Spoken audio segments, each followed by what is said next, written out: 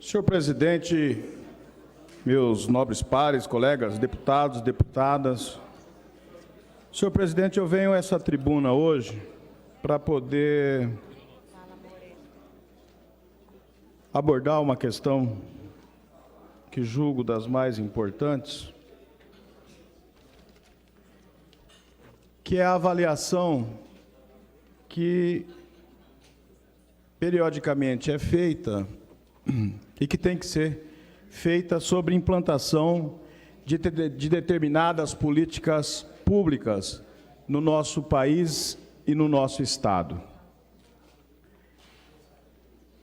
As políticas de ações afirmativas tão debatidas,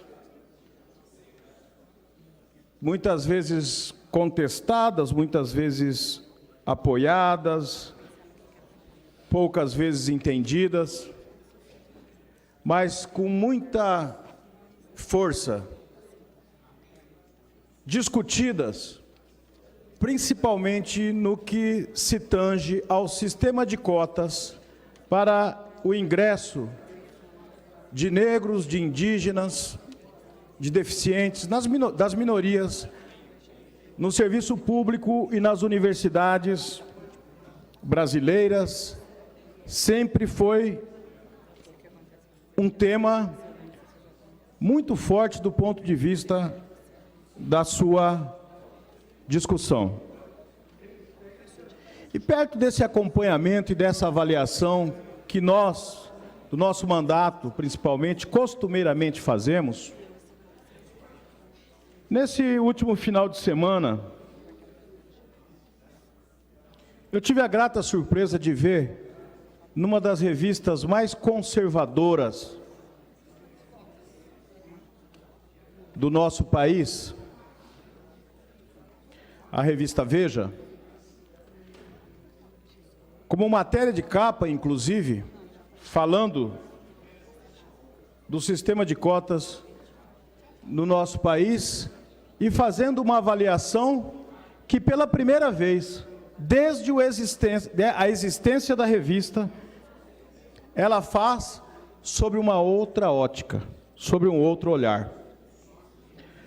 A revista Veja, em outras oportunidades, como esta aqui, desta capa, de 2012, fazia uma avaliação extremamente contrária ao sistema de cotas. Dizia que era um sistema de racismo às avessas, que era um sistema que não incluía, que era um sistema que não traria resultados, porque estava, muitas vezes, ignorando o aluno que tinha melhor condição de ter o acesso à universidade, em favor daquele que tinha um preparo menor. Dizia que o sistema não poderia vingar, porque o profissional formado pelo sistema de cotas não iria estar tão qualificado quanto o outro profissional. Dizia que o sistema também não poderia funcionar, porque ao invés de incluir, iria fortalecer a disputa, a questão racial no nosso país. E 15 anos depois da implantação do primeiro sistema de cotas nas universidades brasileiras, que foi feito em 2002, inicialmente na Universidade Estadual do Rio de Janeiro, a mesma revista faz uma avaliação e muda completamente o seu ponto de vista. A manchete desta vez é o avanço das cotas no Brasil. O conteúdo dessa matéria é totalmente diferente do conteúdo da matéria dessa edição da revista de 5 anos atrás. O conteúdo desta matéria da última edição é totalmente contrário à edição da revista de 8 anos atrás, que trazia na capa o cantor Neguinho da Beija-Flor. Sambista conhecido, nacional e internacionalmente, e dizia A crítica que a revista falava era a seguinte: como pode se criar um sistema de cotas se todos nós somos negros? Dizia, inclusive, que por estudos da ciência, pela genética, estava demonstrado, inclusive, que o neguinho da Beija-Flor tinha sangue europeu, que ele era descendente de nórdicos. Vejam o absurdo. E com isso, a revista queria convencer o Brasil, convencer o povo brasileiro, que nós não deveríamos implantar um sistema de cotas, porque ele não era eficiente, porque ele ia discriminar,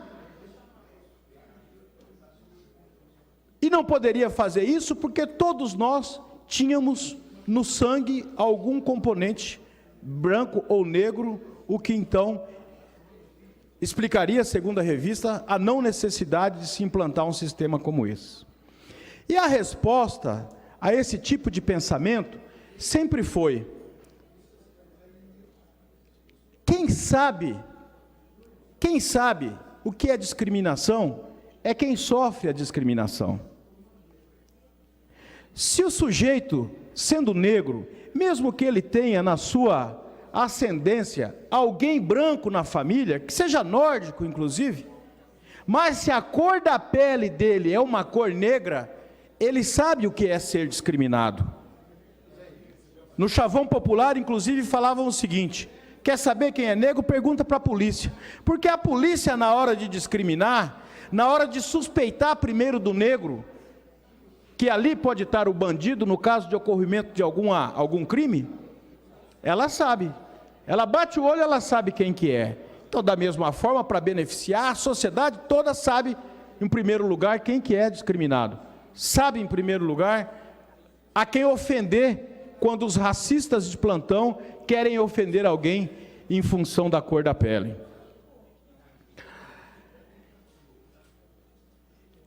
Se nós tivéssemos, lá atrás, cedidos a essa pressão, se nós tivéssemos, lá atrás, acreditado que a revista estava correta, a exemplo de outros formadores de opinião, inclusive estudiosos, gente que historicamente sempre foram contrários ao sistema de cotas, à implantação do sistema de cotas no nosso país, se nós acreditássemos isso há 15 anos atrás e não tivéssemos a ousadia de debater e começar a construir o sistema de cotas nas universidades, para o acesso no serviço público no nosso país, nós não estaríamos 15 anos depois com esses dados extremamente positivos que a própria revista, uma revista conservadora, deputado João Grandão, faz a respeito da implantação do sistema de cotas. Quantas pessoas, e aqui na matéria está o relato, e não precisa da matéria da revista, porque nós temos exemplo no dia a dia, aqui no nosso estado, no nosso país de uma maneira geral, quantas pessoas que não tinham a mínima perspectiva de poder ter acesso à universidade, que não tinham a mínima perspectiva de poder ter acesso ao serviço público há 15 anos atrás, tiveram facilitado esse caminho, tiveram o acesso, mudaram a sua realidade e mudaram a realidade dos seus, da sua família, daqueles que os cercam. E mais do que isso, começaram a melhorar para o nosso país, deputado João Grandão, Vossa Excelência, que conhece tão bem essa questão, os números dos indicadores sociais. Aquilo que era uma vergonha, continua sendo uma vergonha, mas diminuiu bastante. Melhorou, já não é uma vergonha tão exacerbada como era. Nós estamos no caminho da construção, do aperfeiçoamento da democracia racial. E o aperfeiçoamento da democracia racial é coisa de país desenvolvido, é coisa de país grande, é coisa de gente que sabe respeitar a diversidade e que entende que é fundamental que todos tenham democraticamente oportunidade para poder se organizar da melhor maneira na nossa sociedade. Os números trazidos pela revista são números muito interessantes, baseados em dados e pesquisas do IPEA, do IBGE e da FGV. E consolidam, com resultados concretos, qualquer tipo de argumento que durante muito tempo foi colocado para poder, muitas vezes, desvirtuar, para poder banalizar e ser contrário à implantação do sistema de cotas. Vou permitir a parte, deputado João Grandão. Deputado Amarildo, primeiro cumprimentar pelo conhecimento e pela relevância do tema. E dizer que eu tive a oportunidade de participar de uma conferência internacional na África do Sul, onde, dentre vários assuntos que foram debatidos, foram 3 dias de debate e uma da posição firme em relação ao movimento negro, uma posição firme em relação a vários países de origem negra, era a questão da política de reparação. E por uma pressão política violenta, particularmente por parte dos Estados Unidos, essa política não conseguiu nem entrar na pauta de discussão, a política de reparação, que essa seria a política ideal. Reparação do que foi feito com a África, reparação do que foi feito com países que hoje têm os maiores índices, né, de pobreza, em função exatamente da falta de proteção social, em função da exploração de um capitalismo completamente sem piedade. Essa é a grande verdade. Não conseguiu ser aprovado a questão da política de reparação. E aí a delegação brasileira, de uma forma estratégica, colocou a questão das políticas afirmativas. E aí, deputado Amarildo, nós estamos falando exatamente disso, de políticas afirmativas. E nós tivemos a felicidade de ser instituída no Brasil políticas afirmativas naquele momento, quando voltamos, foi ainda mais intensificado a questão da CEPIR, que Vossa Excelência tem conhecimento de causa, com o status de ministério. E a partir daí, então, se desenvolveu várias políticas afirmativas, e aqui nessa casa o senhor foi protagonista de uma política afirmativa que permite que hoje tenha médicos, que permita que hoje tenha dentistas, e que faz uma concorrência em relação às cotas, sem nenhuma, não tem diferenciação em termos de inteligência, se é mais ou menos em termos de concorrência, não, porque está concorrendo dentro de um procedimento de cota, portanto a concorrência existe do mesmo jeito. Então, nesse aspecto, queria parabenizar e dizer, o ideal para nós, e a gente defende a política de reparação, política do massacre que foi feito, da falta de compreensão, do cinismo, do racismo, da discriminação exacerbada. Essa sim, política de reparação. Mas não conseguimos colocar a política de reparação, mas de uma forma estratégica, e governo nenhum, hoje, tem possibilidade de dizer que essas políticas afirmativas não são políticas que promovem a inclusão social. Portanto, quero te parabenizar. Mas, com certeza, nós ainda não desistimos da luta da política de reparação. E vamos bater sempre na questão de políticas afirmativas.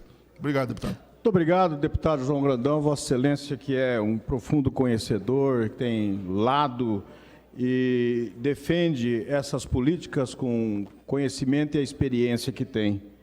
Deputado João Grandão, todos nós que militamos no movimento social, que estudamos, que pesquisamos, que nos aprofundamos principalmente com relação a esse tema, nós sabemos que as políticas de reparação sempre defendidas, principalmente no tangente no que se refere a cotas, elas são para poder reparar aquilo que o próprio Estado brasileiro permitiu e fez quando escravizou os negros por mais de 300 anos, sendo isso uma política de Estado.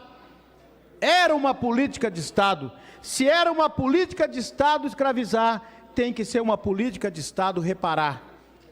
Mas mais do que isso, hoje nós também nos preocupamos e muito, não só com a reparação, mas também em combater a desigualdade que insiste em continuar.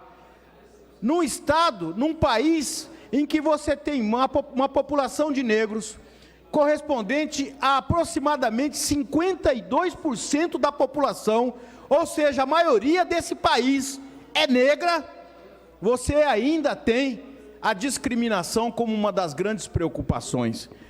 Nós temos, e aí não é uma questão de negro, nem de índio, nem de branco, nem de amarelo, é uma questão das pessoas de bem. É uma questão das pessoas que querem construir uma sociedade mais justa. continuar a utilizarmos dos instrumentos necessários para nós enfrentarmos essa chaga que é o racismo. Nós ainda temos um longo caminho a percorrer, mas uma avaliação feita depois de 15 anos da implantação dessas políticas no nosso país, os números são altamente positivos. Todos os preconceitos que tinham e dúvidas com relação à eficácia dessa política no nosso país, como, por exemplo, no caso das universidades, a nota de entrada na universidade cairá muito em função do sistema de cotas. Aqui vem a resposta. Estudo do INSPER, uma instituição de ensino superior, analisou todos os dados do Enem, a prova que dá acesso a boa parte das universidades brasileiras, e constatou que a nota média dos não cotistas às instituições de ensino superior é praticamente igual à dos cotistas. Não caiu absolutamente nada. Pelo contrário, cotistas e não cotistas têm a mesma média de ingresso em avaliação feita no Enem. Outro mito: os cotistas não terão condições de acompanhar as aulas e apresentar bom desempenho. Os estudantes cotistas tiram, em média, notas 5 a 10% inferiores à nota dos não cotistas. Isso é em conhecimentos específicos do ENAD, teste que mede a qualidade do ensino superior. Esse percentual é irrelevante e considerado praticamente o mesmo percentual, ou seja, os cotistas têm condição de acompanhar as aulas e apresentar o mesmo desempenho dos não cotistas. Mais uma, já vou conceder, deputado Paulo Schiuf, mais um mito que caiu: os cotistas deixarão a faculdade no meio do caminho. Todas as avaliações mostraram, inclusive, que os cotistas permanecem mais tempo na universidade do que os não cotistas. Se mostrou na prática exatamente o contrário. Os cotistas permanecem mais do que os não cotistas. 3 minutos para o senhor encerrar. Já vou, deputado Paulo Corrêa, mais um mito que caiu. Os cotistas serão profissionais desempregados, que ninguém vai querer empregar. Uma avaliação feita pela revista Veja, a revista conservadora, percebeu que os cotistas e os não cotistas têm o mesmo número de acesso aos empregos. É a mesma coisa, não tem diferença nenhuma. Então, não se constatou também. E por último, deputado Paulo Schiuf, as cotas vão exacerbar a questão racial no Brasil.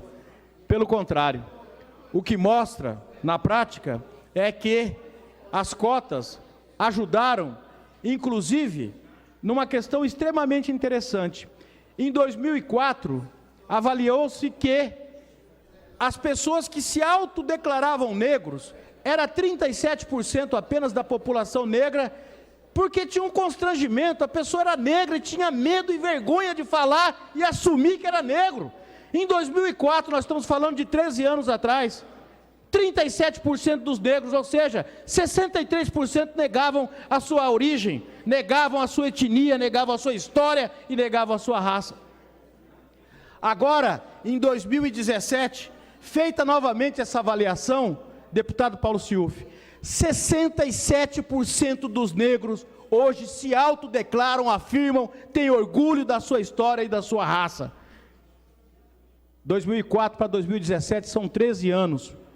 Olha o quanto mudou, olha o quanto se mexeu na autoestima desse segmento tão importante da nossa sociedade.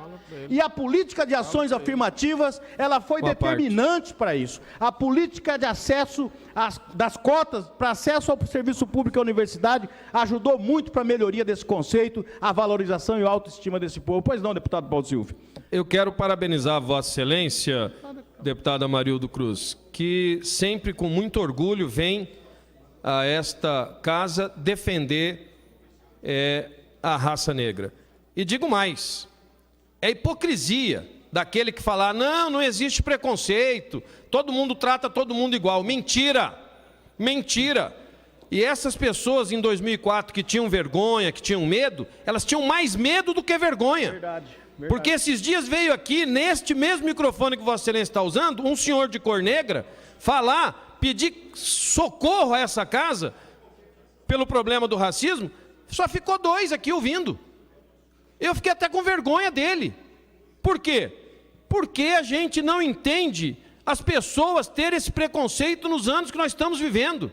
As cotas, elas foram sim importantíssimas para fazer com que esse número aumentasse. Valorizou aqueles que eram desprestigiados, que eram muitas vezes assolavados por conta daqueles que se achavam superiores pela cor. Então eu parabenizo Vossa Excelência, mas somo de verdade a esse sentimento que toma conta do seu coração. Muito obrigado, deputado Paulo Silvio, muito obrigado. Já vou encerrando, senhor presidente. Só para terminar, um dado mais importante, eu não quero perder essa oportunidade, porque eu gostaria de pedir a tolerância da mesa nesse aspecto.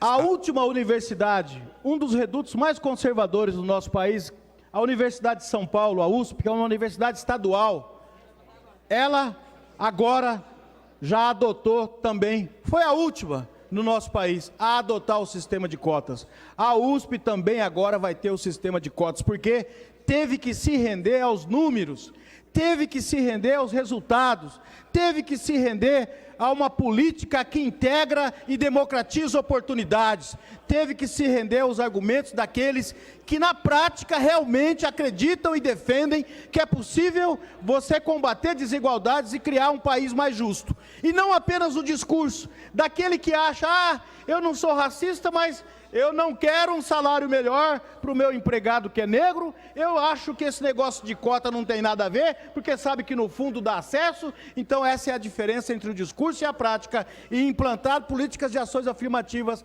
como as cotas que foram implantadas, e aqui no nosso estado também, depois eu quero falar sobre os resultados aqui no nosso estado, os avanços que nós tivemos, porque eu tenho números também nesse sentido, eu quero falar, quero mostrar, quero provar, até para poder dar segurança a alguns pares que estão aqui na Assembleia, que estavam conosco, por exemplo, em 2008, quando nós aprovamos a política de cotas para o serviço público aqui nessa casa. Tive o apoio naquela época de todos os deputados, mas confesso que muitos deputados não tinham segurança se esse era um bom caminho.